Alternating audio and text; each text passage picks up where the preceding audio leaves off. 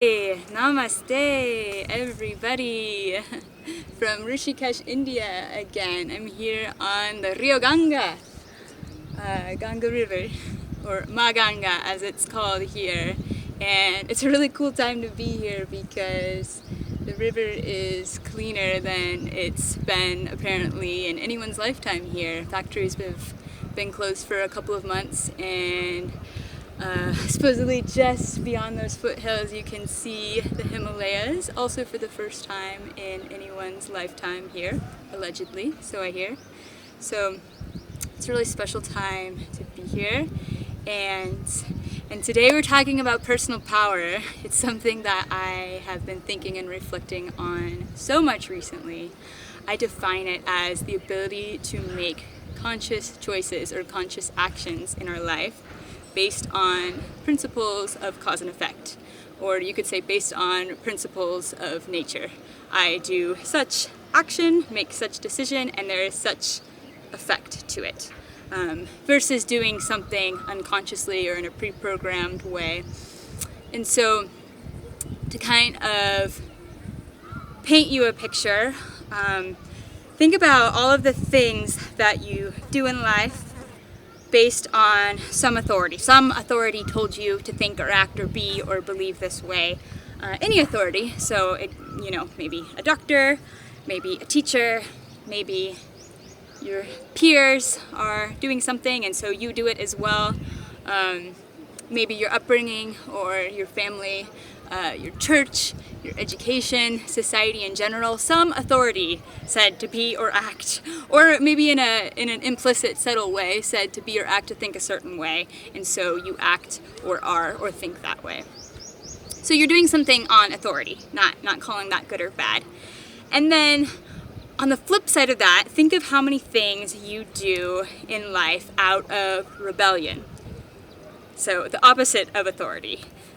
Because I've been told to do that way or act that way or think that way, or I went to this really strict religious school, or am sick of this rigidity, or being told these different things. So I'm going to do the opposite of that. I'm going to do it out of rebellion. Even if that thing is good for me, I'm going to do the opposite of it.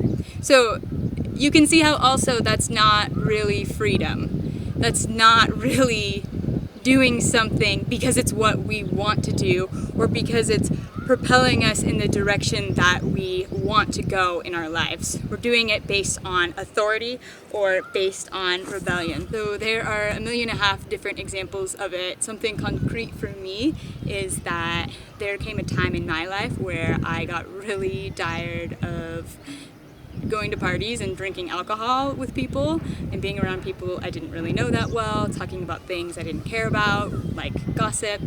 And I started coming to the realization of, wait a minute, I actually don't want to be here or doing this thing or consuming this thing that doesn't really make me feel good, and so yet why am I doing this? And there's so many other examples of it. Maybe you don't really want to eat meat, I don't know, but that's what your family or people around you are doing. Or maybe you feel that there's a certain career choice that's on your path, but that's not what is expected of you. So our center of personal power, of personal integrity, exists in the center of our body, which is our navel. So I like to think of it as there's so many different currents that are running through us. There's so many different energy channels. In fact, we have 72,000 energy channels or nadis, and they all concentrate in our core and in our center.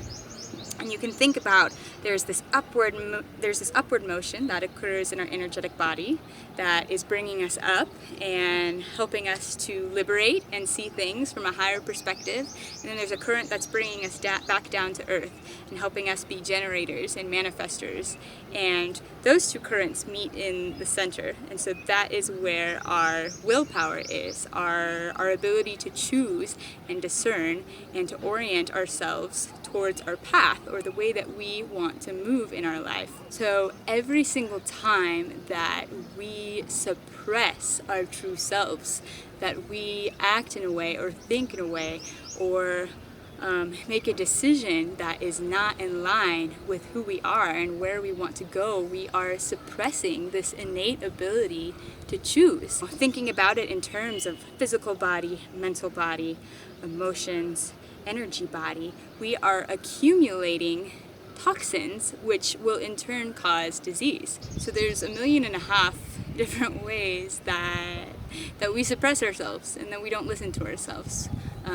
We can suppress our emotions and there's going to be some buildup of toxins, or we suppress our intuition, or we suppress our sexuality.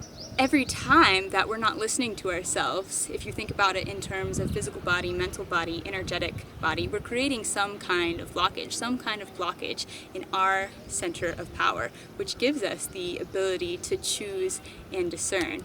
But the point is not to try and fix and change. It's just to bring conscious awareness to when you're doing something. Why are you doing it?